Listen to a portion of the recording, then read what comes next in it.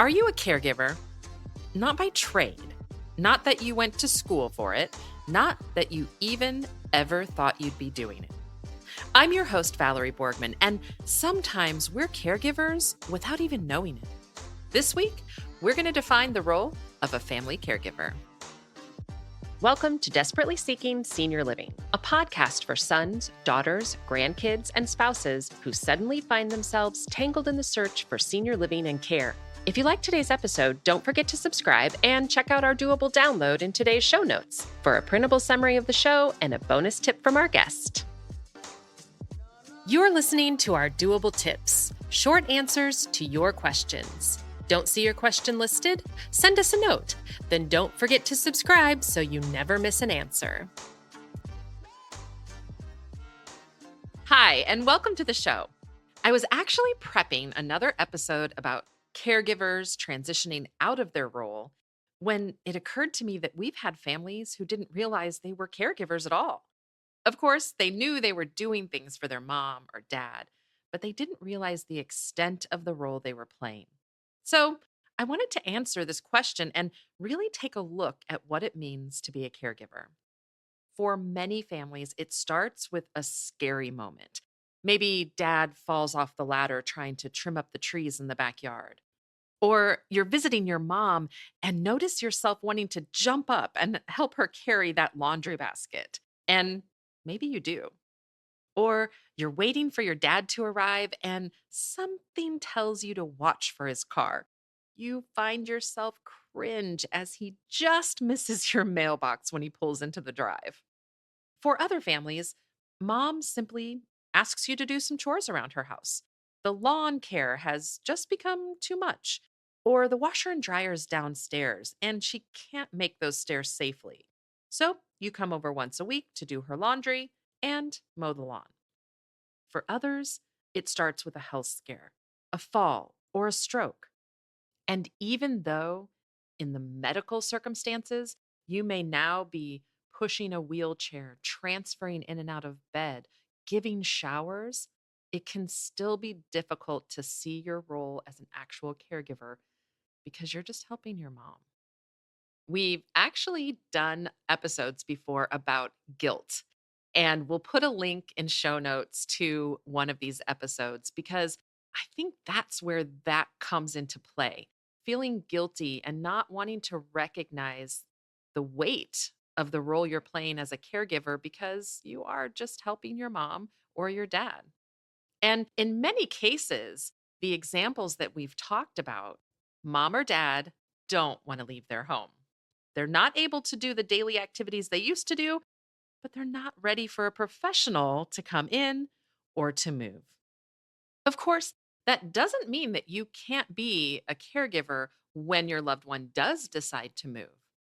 There still may be things that they're asking you to do. Maybe they're not comfortable receiving care from the caregivers at the community that they might be living in, or maybe they're still wanting to call you at all hours of the day.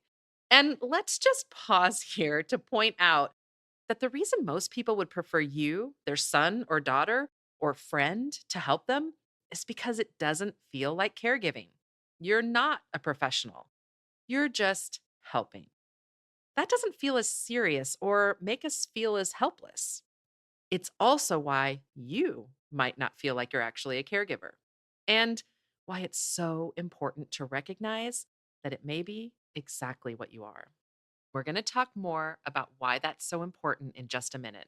But first, what are some clues that you're not just helping, you're a caregiver? If there's any dependency, in other words, it's not just a one time thing, it's an expectation. Or if you feel that without you, it wouldn't happen. Now, there are many reasons this could be the case. Some seniors don't want to spend that money for lawn care or housekeeping, and so you become the source of that assistance. Many families find that mom and dad are only eating processed foods, for example, easy things like microwave meals, or worse, they're not eating much at all. And there may not be anything in the refrigerator unless you do the shopping. What if you're out of town or out of state? Could you still be considered a caregiver? Absolutely. You may have just visited for the holidays and found some things were not quite right. You may have found some of the things that we've mentioned. So now you find yourself making arrangements for food delivery or checking in every day. Or maybe your mom or dad is calling at all hours, several times a day. It could be they need help with something, heard a sound at 3 a.m., are confused about what time of day it is, or they're just lonely. And of course, these examples can also happen if you're just living down the street. So, do you see yourself in these examples? Here's why it's so important to really take a look and see if you are actually a family caregiver. You may have heard the term self care. It's become a buzzword or phrase, and for good reason. We often work so hard at our jobs, our homes, for our kids, or our parents that we forget to take care of ourselves. And you may also have heard of caregiver burnout. It's at the burnout point that many families realize that they've been that caregiver to their parents. And don't forget to take a look at your parents' relationship. We find that spouses can be really good at hiding just how much caregiving they're doing for their spouse.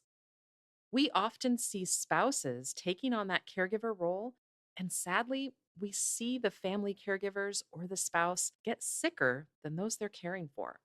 If you realize that you've actually been or are a family caregiver, take some time to read about self care and caregiver burnout, and we'll have some information in our doable download as well.